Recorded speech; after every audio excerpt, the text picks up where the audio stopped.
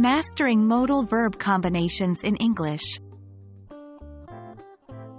Hello everyone. Today, we're diving into the world of English modal verbs. Modal verbs can often be tricky, especially when we pair them together. So, today's focus is common modal verb combinations, and we're going to clear up any confusion you might have. Let's get started. Before we jump into the combinations, let's briefly review what modal verbs are. Modal verbs are auxiliary or helping verbs that express necessity, possibility, permission, or ability.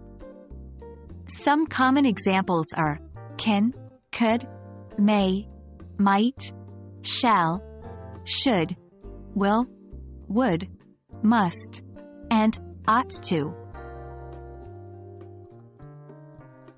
Now, let's dive into our main topic, common modal verb combinations.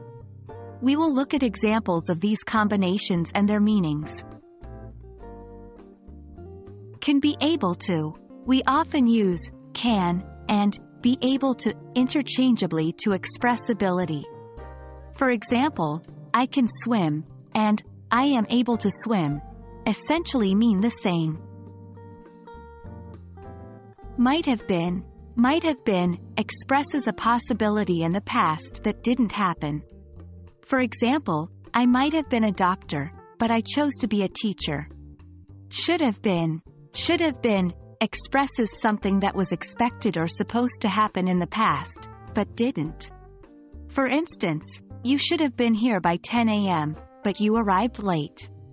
Could have been indicates a missed opportunity or unrealized potential in the past. An example is, if I had practiced more, I could have been a professional musician.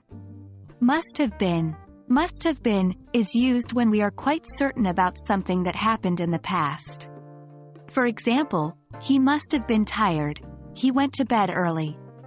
Would have been is used to talk about a situation that didn't happen or an unrealized plan or dream in the past.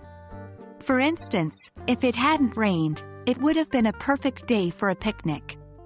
Remember, the usage of these combinations greatly depends on the context. So, practice with real-life scenarios as much as possible. Well, there you have it. Common modal verb combinations and their meanings. Keep in mind that practice makes perfect. So, try using these combinations in your everyday conversations and writings. I hope this video has made these modal verb combinations clearer for you. Happy learning! See you in our next video.